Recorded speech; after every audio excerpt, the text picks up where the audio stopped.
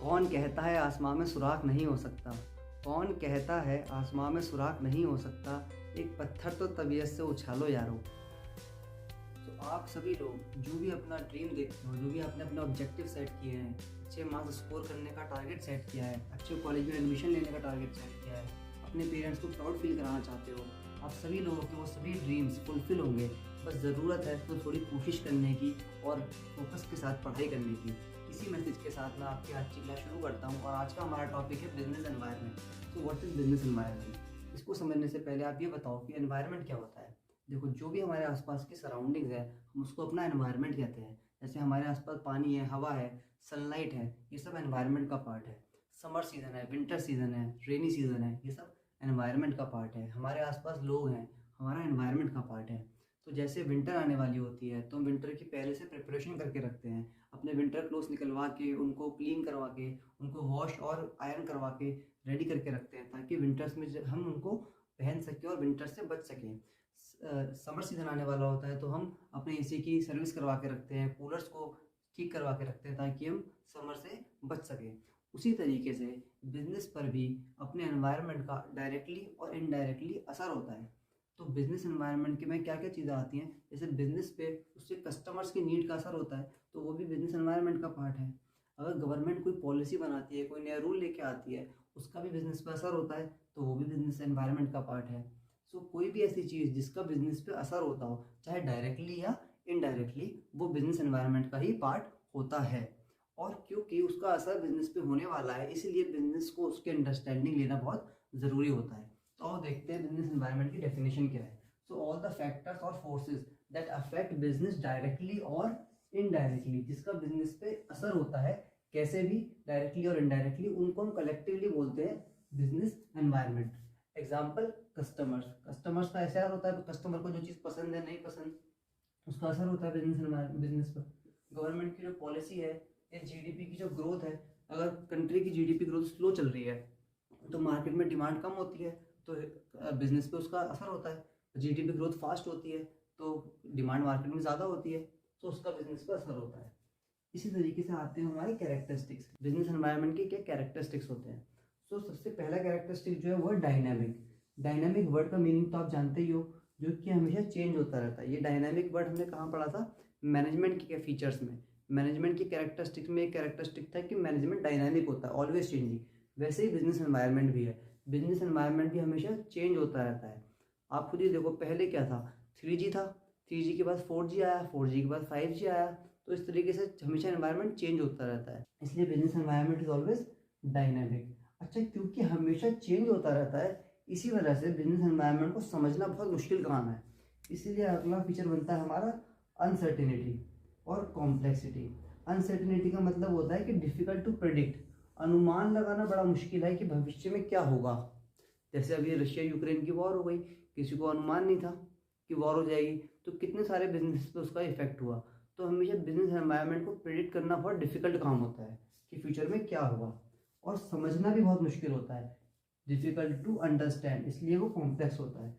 समझना मुश्किल क्यों होता है? क्योंकि डिफरेंट डिफरेंट टाइप के कस्टमर्स होते हैं, डिफरेंट टाइप की टेक्नोलॉजीज होती हैं, गवर्नमेंट की अलग अलग पॉलिसीज़ होती हैं। इन सब चीज़ों का बिजनेस पे असर होता है, और इन सब चीज़ों को समझने में बहुत टाइम और एफर्ट्स लगते हैं, इसलिए इसको समझना थोड़ा डिफिकल्ट होता है। Specific forces and general forces. Specific forces और जनरल फोर्सेज। तो स्पेसिफिक फोर्सेज कौन सी होती है? नाम से पता चल रहा है, वो फोर्सेज या वो चीज़ें जो स्पेसिफिकली किसी इंडिविजुअल फर्म पे उसका इफेक्ट होता है। जैसे कस्टमर्स या इन्वेस्टर्स। देखो, मेरा कस्टमर कोई और हो सकता है, मेरा इन्वेस्टर कोई और हो सकता है, और मार्केट में दूसरी फर्म का कोई और इन्वेस्टर हो सकता है, उसके अपने अलग कस्टमर हो सकते हैं। तो मेरे जो अपने कस्टमर्स हैं उनका असर मुझ पर होगा, जो मेरा इन्वेस्टर है जिसने मेरे बिजनेस में पैसे लगाए हैं उसका असर मेरे पे होगा, और उसके और सामने वाली फर्म के इन्वेस्टर का असर उस पर होगा। तो ये क्या होते हैं? स्पेसिफिक फोर्सेज, जो फर्म टू फर्म चेंज होती हैं इंडिविजुअली। और जनरल फोर्सेज क्या होती हैं? वो फोर्सेज जिसका असर सारी फर्म पे होता है, जैसे कि पॉलिटिकल, लीगल या टेक्निकल सिचुएशन। जैसे मान लीजिए पॉलिटिकल सिचुएशन, यानी कोई गवर्नमेंट चेंज हो रही है, तो नई गवर्नमेंट की जो रूल्स एंड रेगुलेशंस है, जो नई गवर्नमेंट की पॉलिसीज हैं, वो तो सब पर एप्लीकेबल होंगी। तो ये क्या हो गई? General force. लीगल सिचुएशन, कोई नया कानून आया है, कोई एक्ट आया है, तो उसका असर भी सारी फर्म्स के ऊपर होगा, सारे बिजनेस के ऊपर होगा, तो वो भी क्या है? एक जनरल फोर्स है। तो ये थे हमारे characteristics of business environment.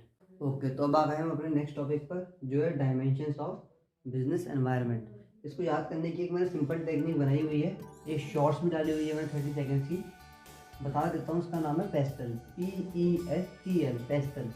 P for political environment, E for economic environment, S for social environment, T for technological environment, L for legal environment. तो पेस्टल से ये 5 टाइप का एनवायरनमेंट आ गया, डायमेंशंस ऑफ एनवायरनमेंट। तो पॉलिटिकल एनवायरनमेंट क्या होता है कि गवर्नमेंट कौन सी है कंट्री में, जब उसका एटीट्यूड कैसा है टूवर्ड्स बिजनेस। जैसे आप देखोगे कि अभी करंटली बीजेपी गवर्नमेंट है पावर में इंडिया में, तो उसका एटीट्यूड कैसा है टूवर्ड्स बिजनेस। वो एक कैपिटलिस्ट गवर्नमेंट है, यानी कि वो चाहते हैं कि बिजनेस ज़्यादा से ज़्यादा ग्रो हो कंट्री के अंदर, इसलिए आप देखोगे वो बिज़नेस को ज़्यादा से ज़्यादा परमिशन दे रहे हैं। तो लेकिन जब कोई ऐसी गवर्नमेंट आ जाती है जो कि सोशल नेचर की होती है, कैपिटलिस्ट नहीं होती, फॉर एग्जांपल कांग्रेस गवर्नमेंट है, जो कुछ और गवर्नमेंट्स हैं जो कि ऐसी होती हैं जो नहीं चाहती कि बड़ी कंपनीज जो हैं वो ज़्यादा ग्रो करे कंट्री में, बल्कि वो ये चाहते हैं कि गवर्नमेंट जो है वो खुद से बिजनेसेस ज़्यादा से ज़्यादा इस्टेब्लिश करे, ज़्यादा से ज़्यादा गवर्नमेंट कंपनीज बनाए। तो क्या होता है, बड़ी कंपनीज जो ऑलरेडी प्राइवेट कंपनीज हैं वो ज़्यादा ग्रो नहीं कर पाती, तो बिज़नेस के लिए वो ख़राब कंडीशन होती है। वेरा जब एक कैपिटलिस्ट गवर्नमेंट आती है जैसे कि बीजेपी, तो बड़ी कंपनीज और बड़े बिजनेसेस और ग्रो करते हैं, तो बिज़नेस के लिए अच्छा एनवायरनमेंट क्रिएट करते हैं। फिर आता है इकोनॉमिक एनवायरनमेंट। जो भी चीज़ें आपने मैक्रो इकोनॉमिक्स में पढ़ी हैं, जैसे GDP, repo rate, national income, interest rate, demand and supply, ये सभी चीज़ें जब भी अगर आपको क्वेश्चन में दी हो तो आप समझ लो कि वो इकोनॉमिक एनवायरनमेंट की बात कर रहा है।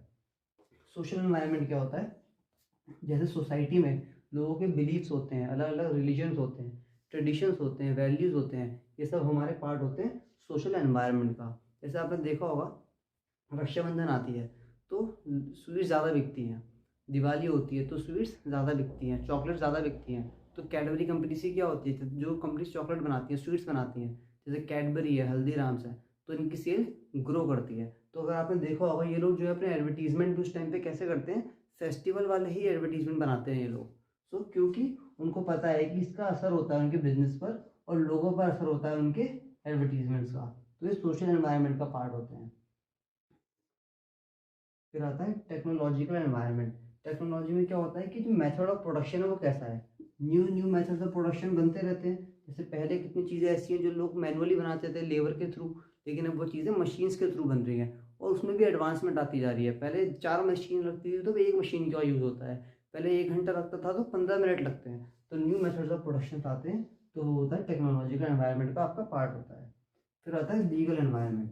लीगल एनवायरनमेंट में क्या चीज़ें आती हैं, कंट्री में जो भी लॉज हैं, रूल्स एंड रेगुलेशंस हैं, कोई अलग अलग एक्ट हैं, वो सब किसका पार्ट होता है, लीगल एनवायरनमेंट का।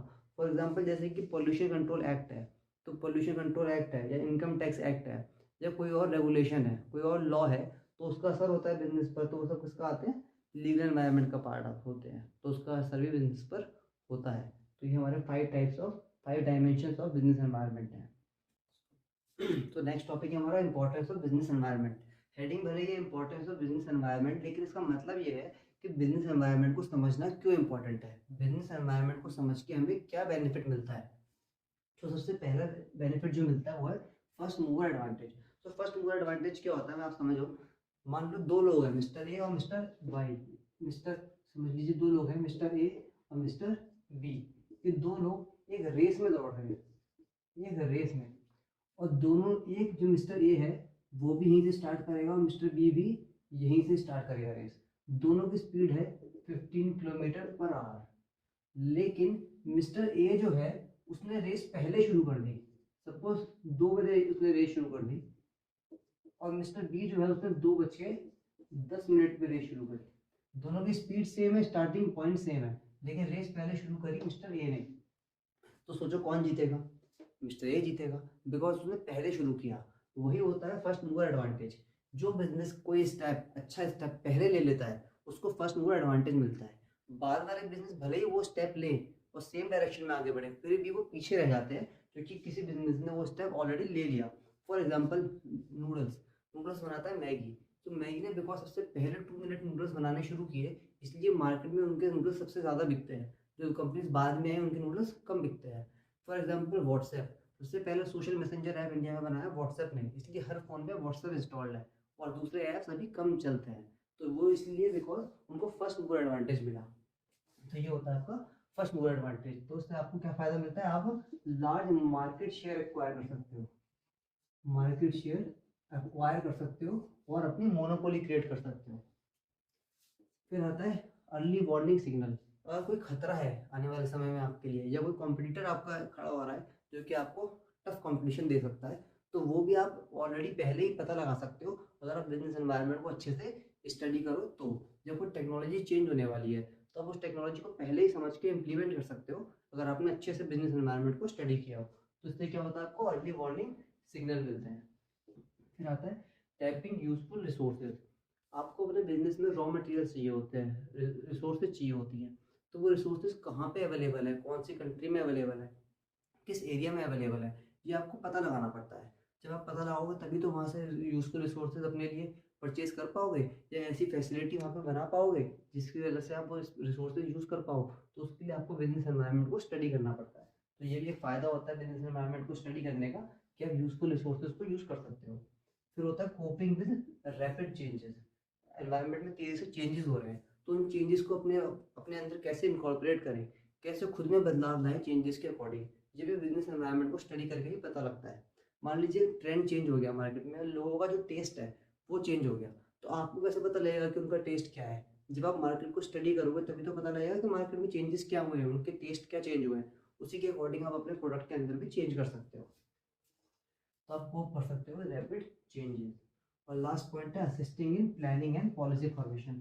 ऑब्वियसली जब आप ये सारी चीज़ें कर लोगे, अच्छे से मार्केट को स्टडी कर लोगे, तो आप अपनी जो पॉलिसी बनाओगे, जो अपनी प्लानिंग करोगे, वो भी मार्केट कंडीशंस के अकॉर्डिंग ही करोगे।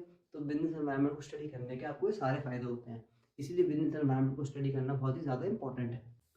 सो अब आ गए हम इस चैप्टर के लास्ट टॉपिक पे, इकोनॉमिक रिफॉर्म्स 1991 या न्यू इकोनॉमिक पॉलिसी, या आपने इकोनॉमिक्स में भी पढ़ा होगा। जिसको शॉर्ट में बोलते हैं LPG, liberalisation, P for privatisation, G for globalisation.